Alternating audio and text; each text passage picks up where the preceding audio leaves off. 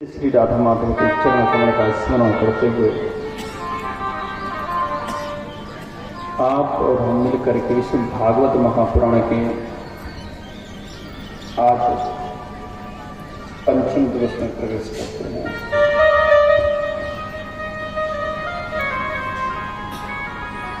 कल की कथा में आप लोग राम कथा को संक्षिप्त में श्रवण किए।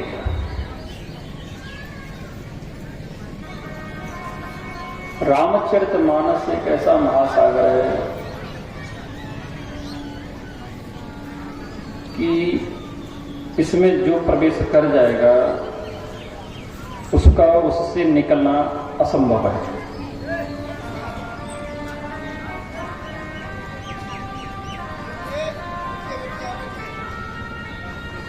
तुलसीदास जी को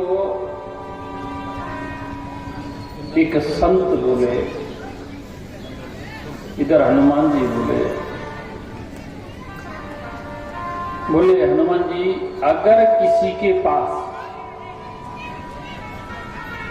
संपूर्ण रामायण पढ़ने का समय न हो,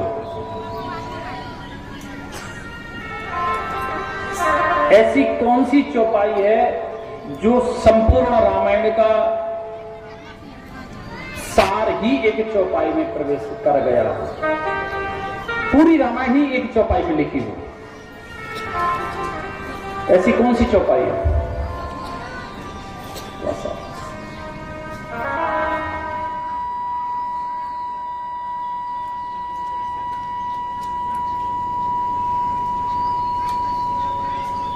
तब श्री तुलसीदास जी महाराज कहे,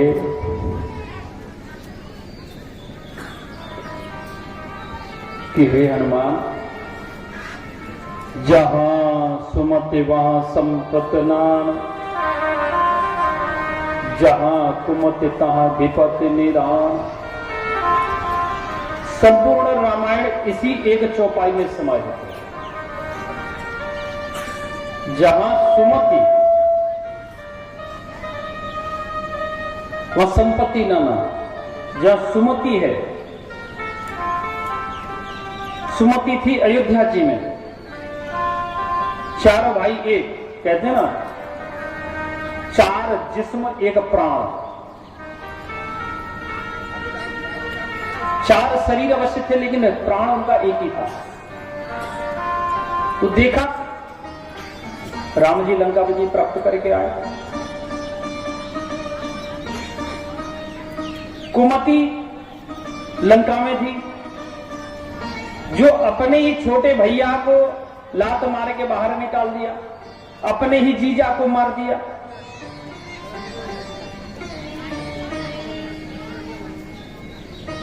सुमति पांचों पांडवों में थी, महाभारत को विजयी हुए। कुमति 100 कौरव जो है 5 पांडवों से नहीं जीत पाए। अर्थात कहने का अर्थ है कि जिस घर में अपने बूढ़े माता पिता, अपने से बड़े का सम्मान है, उस घर की दहलीज पे कभी पराजय, कभी दरिद्रता, अलक्ष्मी कभी नहीं आ सकती। और जिस घर में अपने के बड़ों का सम्मान नहीं है, उस घर में लक्ष्मी कभी नहीं आ सकती।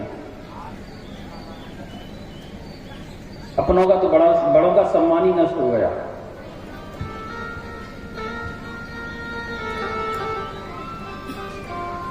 क्योंकि माँ बाप ही संतान को बिगाड़ते हैं, माँ बाप ही बनाते हैं। ये संस्कार होते हैं।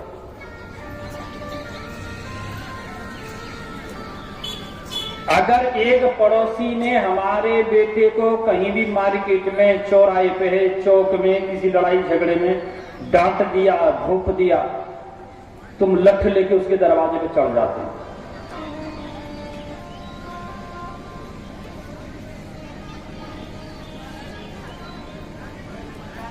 लेकिन चढ़ने से पहले ये विचार नहीं करते हैं कि सामने वाले ने अगर हमारे बच्चे को डांटा है तो किस कारण से डांटा है।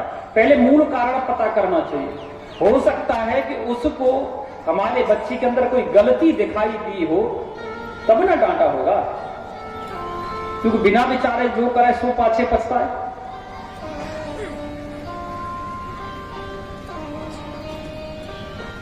वो पहले माँ बाप ऐसे होते थे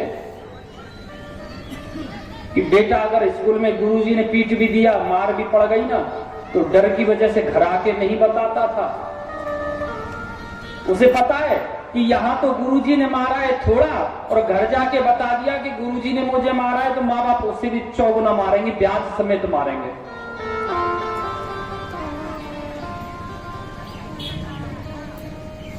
आज के संस्कार ही नष्ट होने लगे, और संस्कार इसलिए नष्ट हुए कि हमने अपने बच्चों को संस्कार देना बंद कर दिया। बड़े दुर्भाग्य की बात है कि आज हमारे गुरुजी हमारे इस लोक में नहीं है।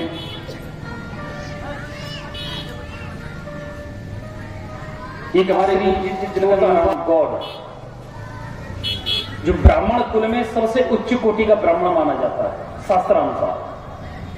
हालांकि होने में सब अपने अपने बड़े बड़े बनते हैं कि हम लोग सबसे ऊंचे, कि हम सबसे ऊंचे, लेकिन ब्रह्म पद्धति को जो एक मिश्रा जी है ब्राह्मणों की वंशावली, सबसे उच्च कोटि का गौड़ ब्राह्मण को माना जाता है। 11th और 12th में हिंदी पढ़ाते थे वो। एक दिन मार पड़ गई कबीरदास जी के निबंध को लेकर, गलती से घर जाके बता दिए। तो बोले पिताजी ऐसे बात है, गुरु जी ने मार दिया, तो अंगूठा में चोट लग गई। पिताजी ने और उल्टा लेकर के और अंगूठा मरोड़ दिया। बोले तू नहीं पिटा, उससे हम भी पिटे, हमारे बाप भी पिटे। दूसरे दिन जाके गुरु जी को पूछा, गुरु जी हमें ऐसे ऐसे उत्तर मिला। बोले बेटा ये सही बात है, हमने तू पढ़ायो, तेरे पिताजी पढ़ायो, तेरे पिताजी को पिताजी पढ़ायो, तेरे बाबा हमसे पढ़ के गए। तो उस गुरु के सामने अगर हम सीना उठा करके खड़े होते तो सबसे बड़ा निकृष्ट कार्य होगा, लेकिन आजकल गुरुओं ने अपना सम्मान नष्ट कर दिया।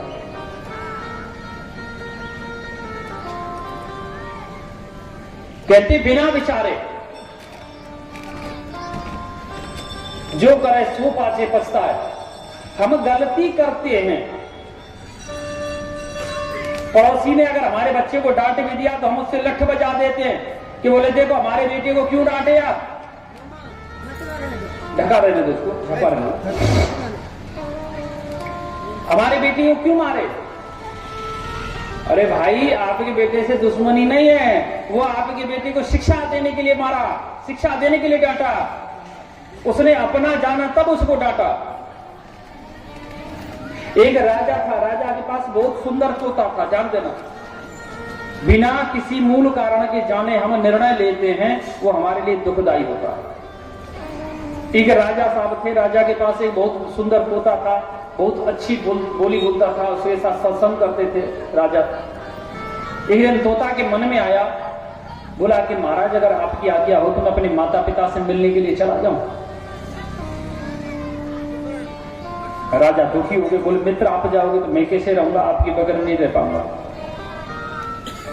वो भी दुखी था, बोले महाराज मुझे बहुत समय हो गया अपने माँ बाप से मिले हुए। बोले अच्छा तो ऐसा करो 5 दिन के अंदर आप आ जाना। बोले ये मेरा वचन है, 5वें दिन के अंदर अंदर मैं आपके पास आ जाऊंगा।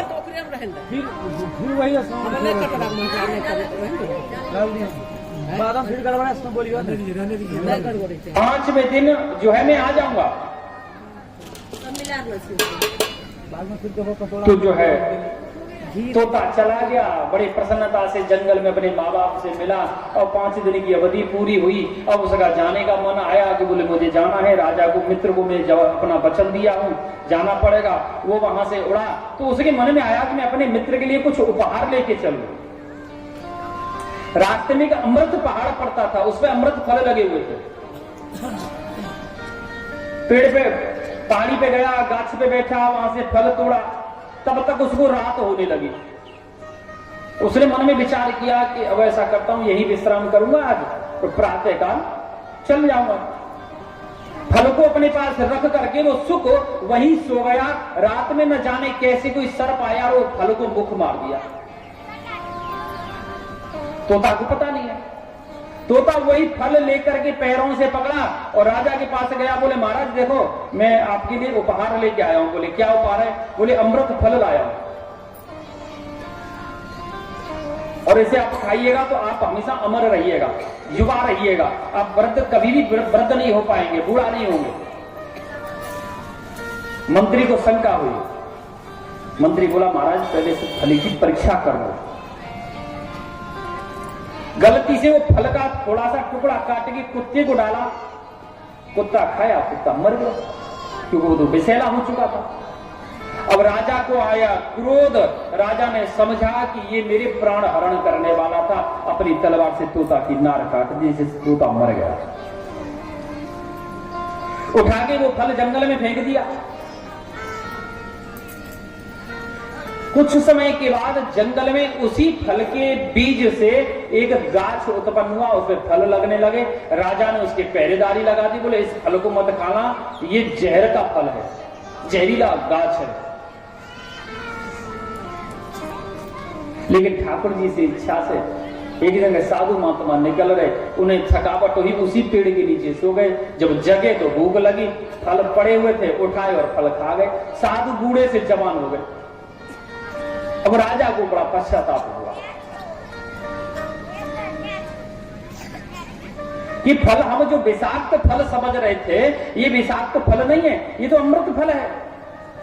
अगर विषाक्त होता ये साधु मर जाना चाहिए था।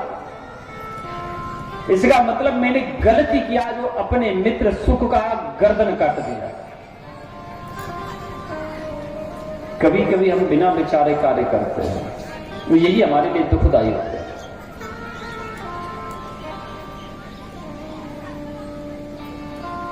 बहुत प्रश्न है रामचरितमानस में।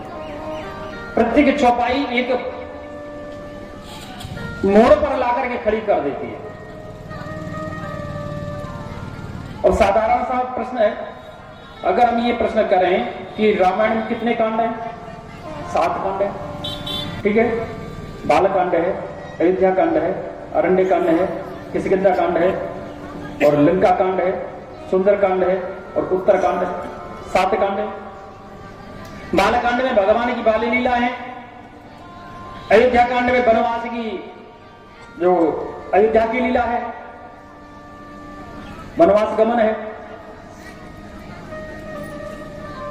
अरण्य कांड में दंडकारण्य की लीला है। किष्किंधा कांड में सुग्रीव से मित्रता है, बाली वध है। और सुंदर कांड छोड़ दो पीछे, उसके बाद लंका कांड में चले जाओ। लंका कांड में लंका की लीला है, राम रावण युद्ध है। और उत्तर कांड में भगवान का उत्तर दिशा के लिए प्रस्थान है। लेकिन सुंदर कांड जो बीच में रह गया वो क्या है? सुंदर कांड में क्या है भाई? 60 दोहा का है। और सुंदर कांड प्रारंभ होता है कहां से? जब हनुमान जी सीता मैया की खोज करने जाते हैं और लंका भेद करके आते हैं, यहीं से ना सुंदर कांड चालू होता है। उसका नाम सुंदर क्यों रखा?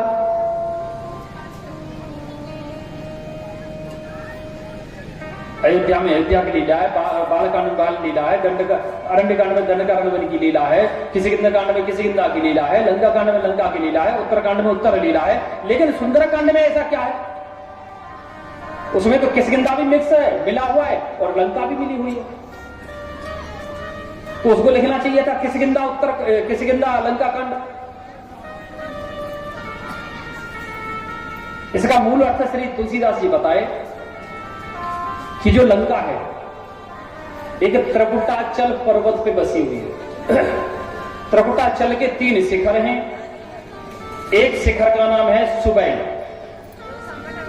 सुबैल पे जहां सोने की लंका बनी हुई है, राक्षसों के महल बने हुए। दूसरे शिखर का नाम है नील, जहां श्री राम रावण युद्ध हुआ, मैदान है। और एक शिखर का नाम है सुंदर, जहां अशोक वाटिका बनी हुई है, जहां श्री वीर बजरंगबली मैया सीता को सबसे पहले दर्शन किए। इसलिए उस कांड का नाम सुंदर कांड पड़ा।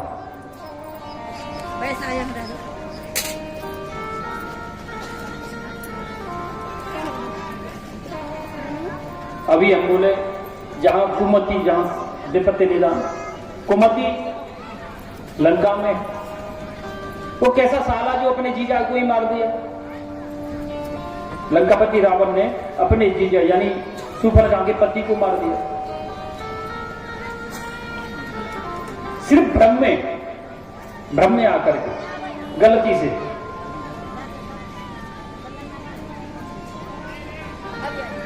शूर्पणखा का जो पति है उसका नाम है विद्युत जीवा। उसके बेटे का नाम है संभरी और लंकापति रावण के मंत्री का नाम है कालकेय। कालकेय ने रावण को गलत पढ़ा दिया, गलत कुछ बोल दिया, जिसे क्रोध में आकर के रावण ने विद्युत जीवा की गर्दन काट दी, जिससे देवी पूतना, ये देवी शूर्पणखा विधवा हो गई। उनके पुत्र सांभरी का सिर लक्ष्मण जी से कट गया पंचवटी के क्षेत्र में। इसलिए शूर्पणखा ने क्रिया मतलब प्रतिज्ञा की कि हे लंकापति, तेरे भी वंश का विनाश मैं करूंगी।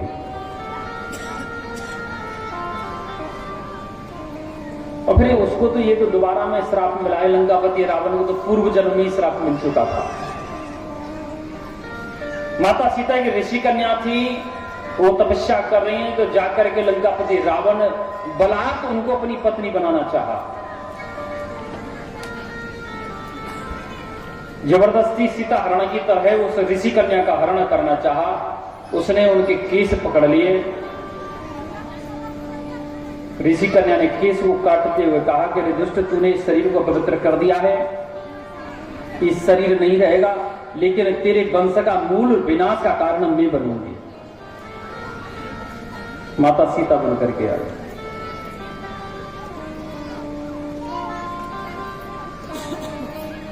बहुत प्रश्न है, कितना प्रवेश करेंगे राम कथा।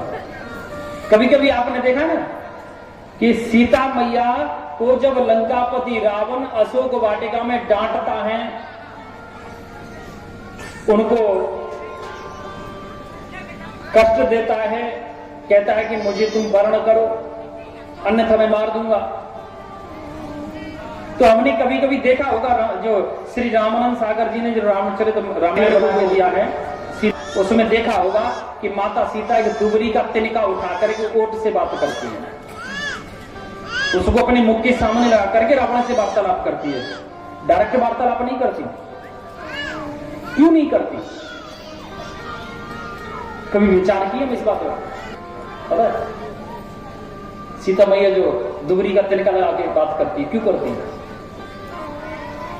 इसलिए करती है कि अगर दुबरी का तिनका हटा, कहते ना सावधानी हटी दुर्घटना घटी, दुबरी का तिनका हटा रावण भस्म, इसमें कोई द्वारा नहीं है। जब माता सीता मिथिला से अयोध्या में दुल्हन बन करके गई, बहु भोज हुआ, तो माता ने सीता ने सबसे बड़ी स्पेशलिस्ट थी, वो खीर सबसे सुंदर बनाती थी मैया सीता। उन्होंने अपने खाने बहु भोज में अपने हाथ से रसोई में खीर बनाई। सब लोग भोजन करने के लिए बैठे कि महाराज दशरथ बैठे, महाराज महर्षि वशिष्ठ बैठे, चारों भैया विराजमान हुए, सुमंत्र जी विराजमान हुए, तीनों माताएं बैठी गई, सब लोग भोजन करने के लिए बैठे।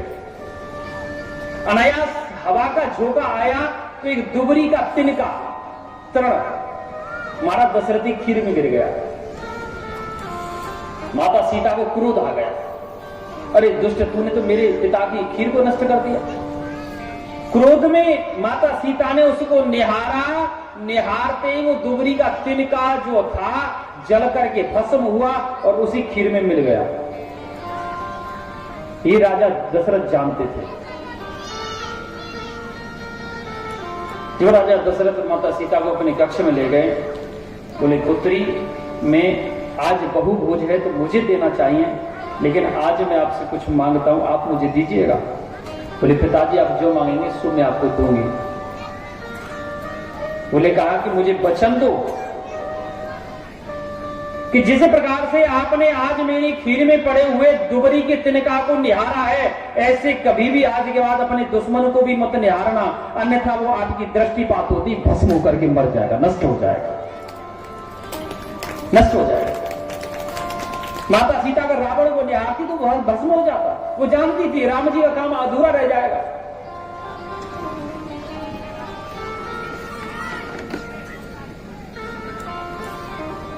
बहुत प्रश्न है इसमें।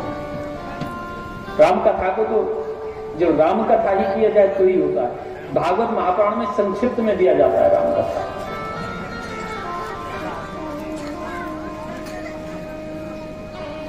केला का पत्ता ये लगाए हैं आप लोग, लगाए।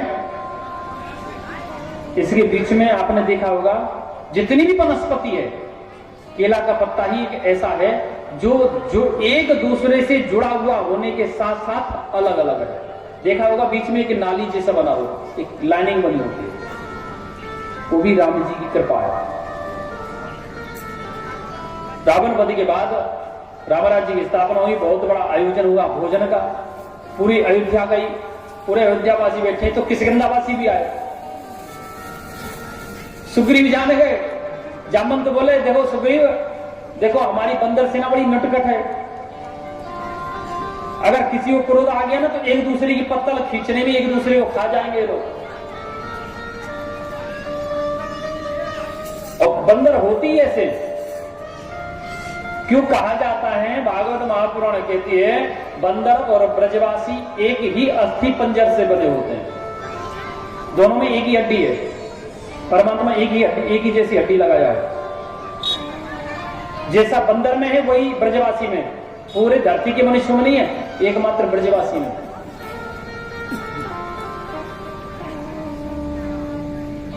वृंदावन कभी भी जाओ ना तुम लोग तो जैसे दादा बैठे ना चश्मा लगा के मत जाना।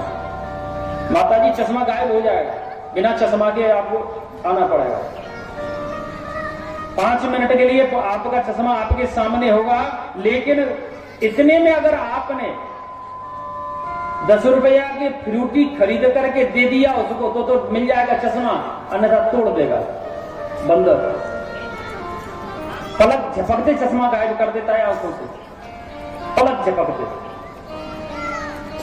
और 2-3-4 मिनट देखेगा, अब फ्रूटी दिखा दिए तो ठीक है, नहीं वो छोड़ेगा नहीं, तोड़ देगा चश्मा। ओनली फॉर उनका सबसे पसंदीदा भोजन है फ्रूटी, उसको भी चेक करेगा। नहीं हो भरोसा तो YouTube पे सर्च कर लो वृंदावन की बंदरों की कारनामे, निकल के आ जाएगा।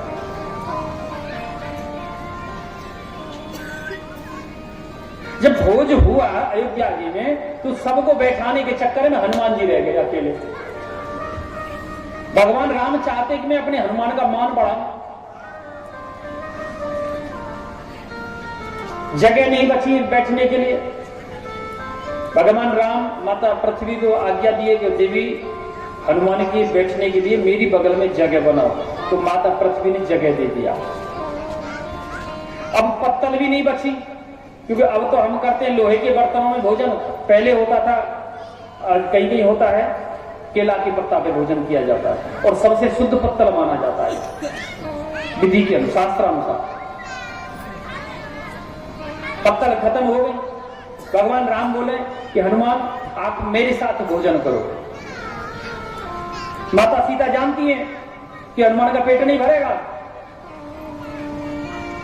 हनुमान बोले नहीं प्रभु आप कर लो, मैं तब करूंगा। अब वो तो मना भी नहीं कर सकते हनुमान जी, क्या करें, हाँ भी नहीं कर सकते, क्योंकि हनुमान का पेट जब तक नहीं भरेगा जब तक राम जी की झूठन उनको नहीं मिलेगी। धर्म संकट में फंस गए हनुमान जी। राम जी बोले कि नहीं तुम बैठ जाओ और तुम मेरे मित्र हो, मेरे साथ भोजन करो। बोले प्रभु एक सेवक और स्वामी अगर एक थाली में भोजन करेंगे मर्यादा उल्लंघन है। बोले नहीं होगी हनुमान, ये लो। भगवान कृष्ण ने क्या किए हैं, ये भगवान राम अपने बामांग की कन्नी उंगली से, छोटी वाली उंगली से बीच में लाइन बना दिए। बोले आधी पत्ता तुम्हारी और आधी मेरी। उसी दिन से केला के पत्ता में लाइन बना हुआ है। उसी दिन। बोले वीर बजरंग बली की जय, सियापत रामचंद्र की जय। कल आप लोग जो है भगवान श्री कृष्ण का जन्मोत्सव देखे सुने। आचार्य श्री सुखदेव कहते राजन,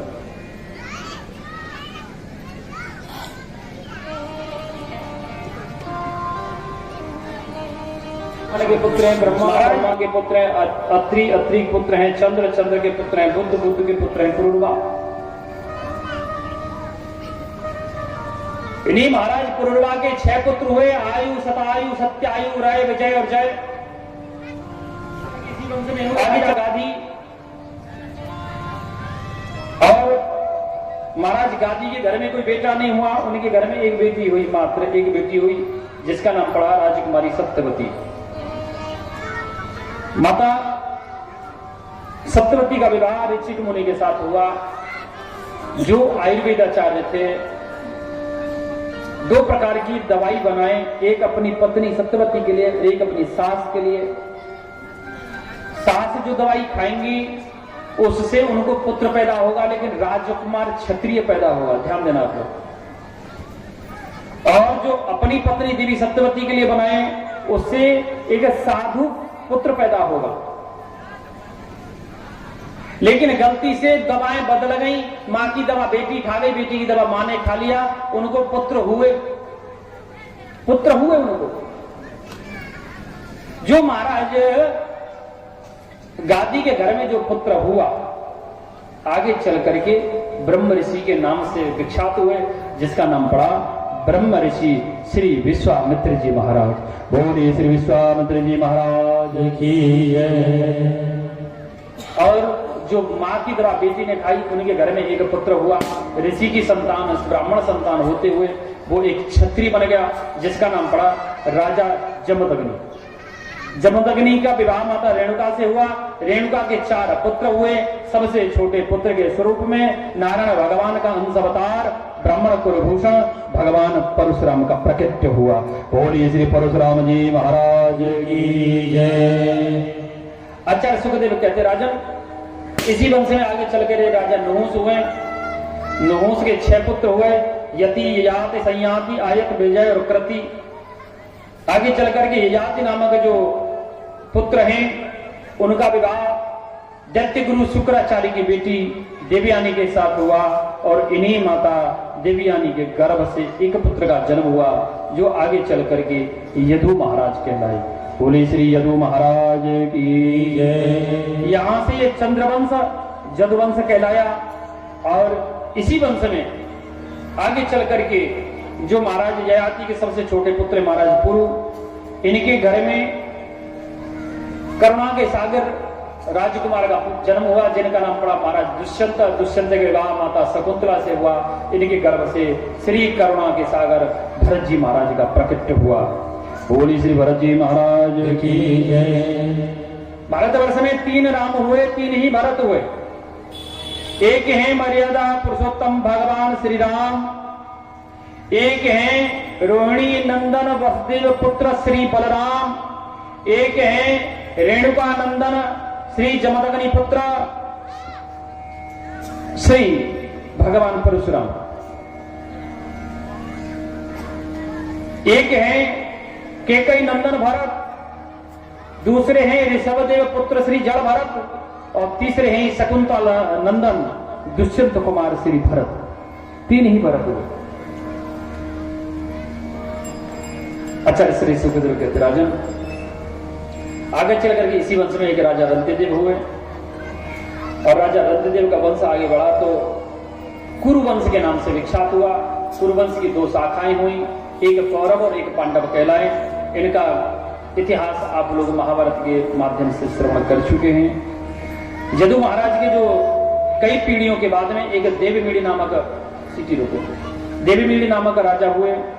देवमीड़ी नामक राजा को 2 पत्नियां आई, 2 विवाह हुए। एक पत्नी से 9 पुत्र हुए, जिनको नवनंद के नाम से जाना जाता है। नवनंद, इनका नाम है घनानंद, ध्रुवानंद, उपनंद, अभिनंद, नंद बाबा, सुनंद, कर्मानंद, बल्लभानंद और धर्मानंद। ये 9 नंद कहलाए। यही नंद बाबा की पत्नी का नाम है मैया जसोदा। एक पत्नी के गर्भ से एक पुत्र का जन्म हुआ जिसका नाम पड़ा महाराज सूरसेन। सूरसेन को एक पुत्र हुआ जिनका नाम पड़ा महाराज वसुदेव। वसुदेव को 7 बार विवाह हुए। उनकी पत्नियां हैं पौरवी, रोहिणी, भद्रा, मदिरा, रोचना, इला, देवकी, प्रमुखा, आसन, पत्नी, अनक, दुंदभे। जो है इनके 7 विवाह हुए। सबसे छोटी पत्नी है माता देवकी। देवकी के गर्भ से 8 पुत्र हुए जिनमें से 6 पुत्रों कंस ने मार दिया। 7वां गर्भ नष्ट हो गया। 8वें में स्वयं नारायण भगवान अवतार लिए और नारायण भगवान मथुरा में जेल खाने में अवतार लिए। गोकुल में पलना झूले, वृंदावन में लीला किए और द्वारिका में राज्य करके गोलोक धाम चले गए। इतना कहकर के श्री सुखदेव जी महाराज शांत हो गए और श्री परीक्षित जी बोले गुरु जी, बोले कृष्ण कथा हो गई? बोले हाँ हो तो गई। बोले तो आपने राम कथा में संक्षेपण किया तो कोई बात नहीं, लेकिन जो कृष्ण कथा में संक्षेपण किए हैं ये मेरी समझ से बाहर है, मेरा आनंद नहीं आया। तब श्री सुखदेव जी गए साम्यगभ्य सविता बुद्धिस्तः राजर्षि सत्तमा वासुदेव कथायां ते त्याज्याम्य स्थकीरति। बोले आपकी निष्ठा, आपकी निष्ठा जो है कृष्ण कथा में तो मैं सुनाऊंगा अवश्य। अब सुनिए कि जब जब होए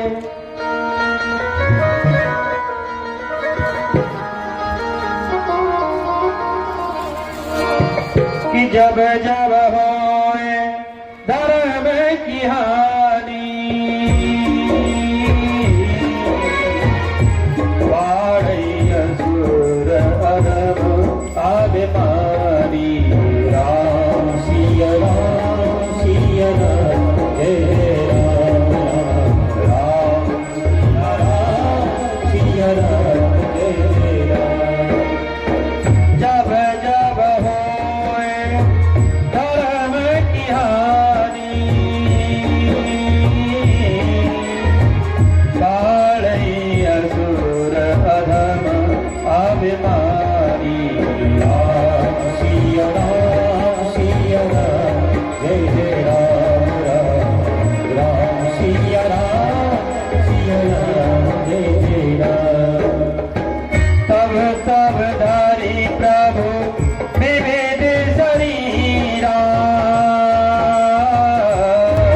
हरे कृपा निर्भजन पीरा राम सिया राम जय जय राम सिया राम जय जय राम।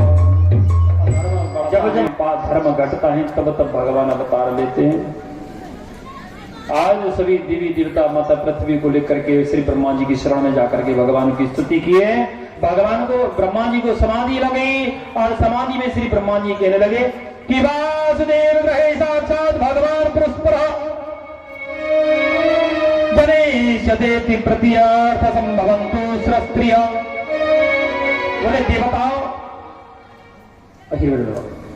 देवताओं आप जो है मन छोटा मत करो, आप जो है सांत्वना रखो। भगवान स्वयं साक्षात नारायण नर अवतार लेकर के आएंगे जो वसुदेव जी के घर में जन्म होगा। अब चलते हैं मथुरा। मथुरा में एक मथुरा नामक पुरी है। भारतवर्ष में कितनी पुरी है? हाँ आप ही को बोलो। Black and yellow. हाँ हाँ इधर उधर नहीं, वो ब्लैक एंड ऑरेंज है।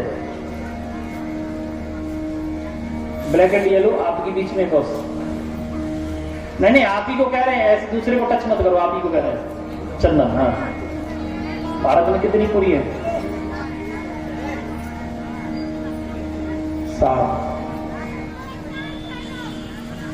7 पुरी। 4 धाम है, 7 पुरी है। जिसमें मथुरापुरी आती है।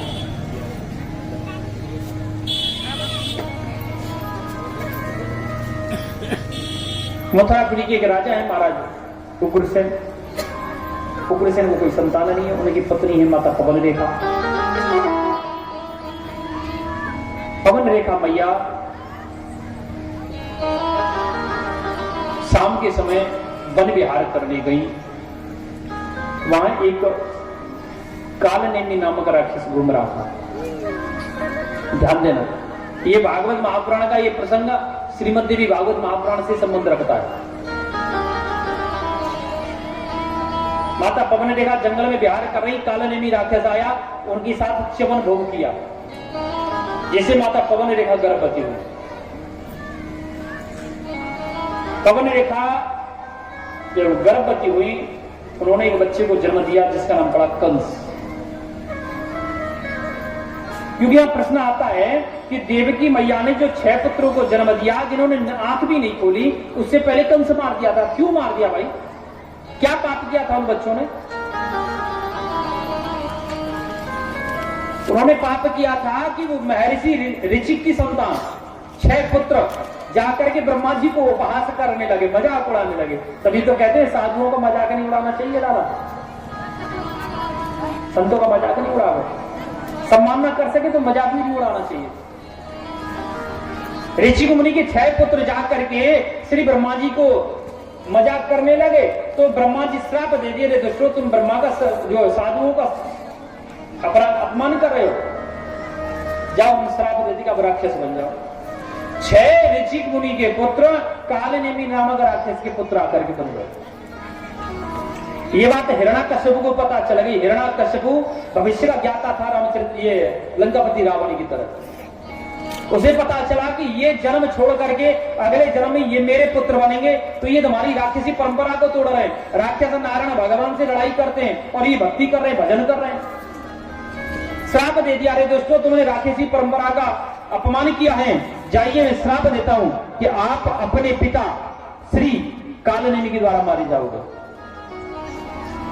और लेकर के योग सैया में पाताल में सुला दिया।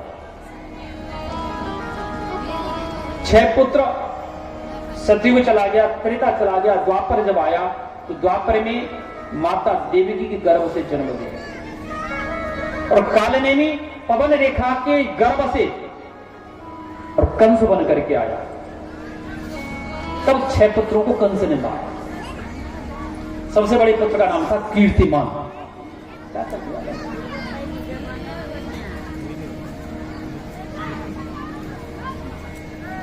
सातवां गर्भ नष्ट हुआ। 8वें में स्वामी नारायण भगवान आए। नारायण भगवान भादों का महीना, कृष्ण पक्ष, अष्टमी तिथि, बुधवार का दिन, रोहिणी नक्षत्र, श्री भगवान अवतार लिए।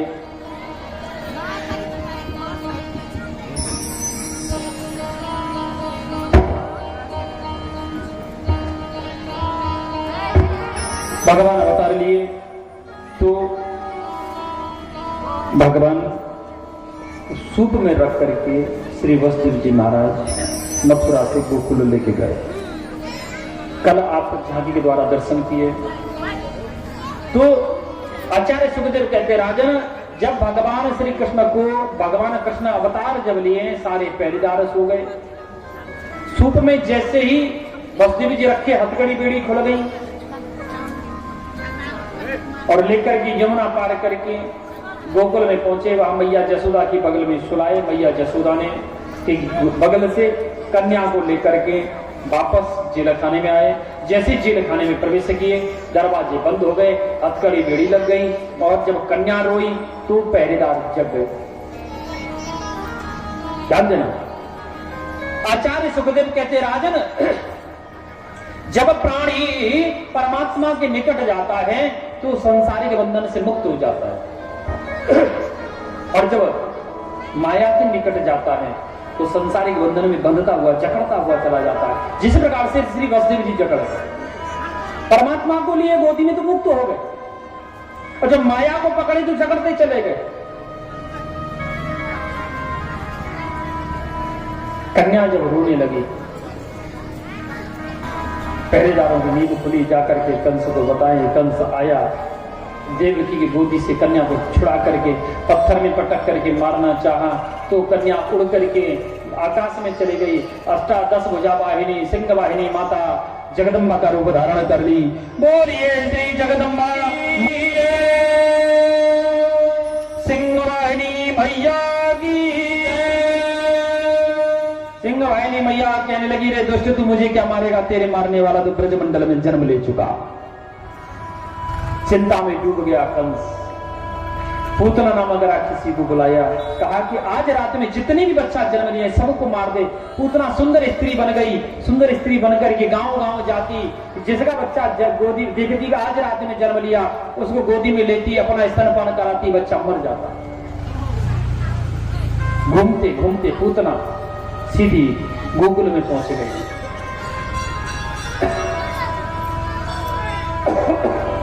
गोकुल गांव जब पहुंची, गोकुल में श्री नंद बाबा के वहां जो है बधाइयां हो रही हैं। सारे गोकुल में एक अलग आनंद छायो है।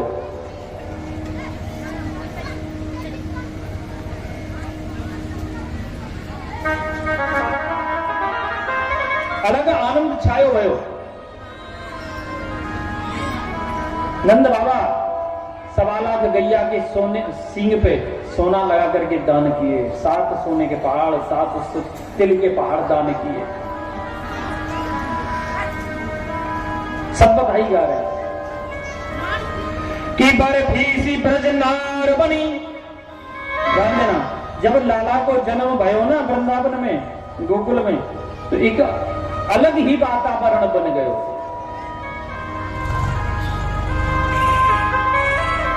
बिहार में कह दिया जाए, बोले आप मीठा खाओ भैया, मीठा खाओ, तो मीठा नहीं खाएगा वो, नमकीन चाहे उसको कितना भी दे होता है कि नहीं। लेकिन ब्रज में बिना मीठे के पेट ना है।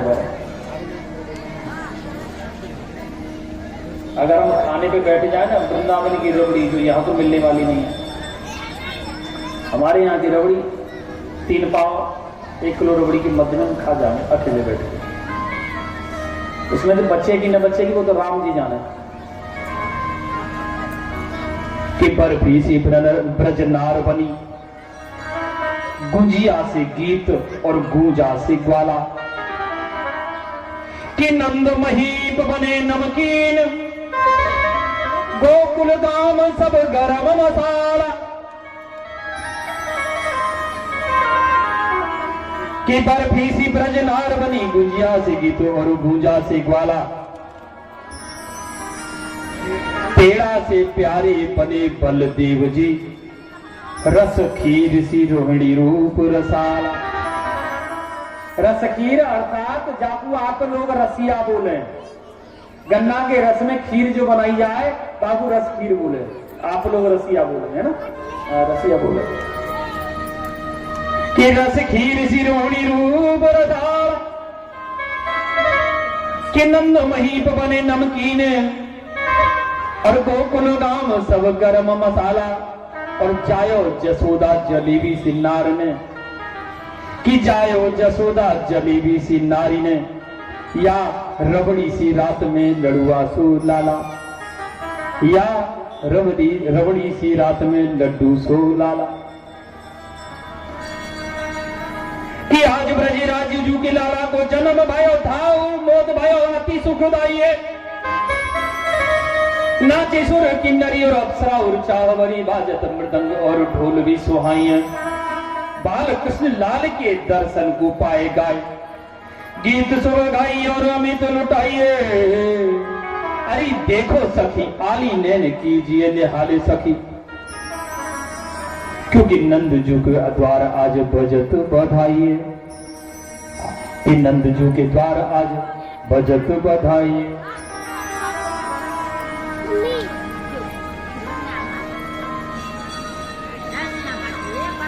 बोलिए श्री नंद के लाला की। नंद बाबा के द्वार में बधाई गब रही है, सब लेवे लेवे आ रहे हैं। बोले मैया हमें तक सुना देगी, मैया दोनों हाथों पे पस भरे और जो उछटा दे। कल एक भैया कह रही बाबा हमें तो एक चॉकलेट ना मिली रात।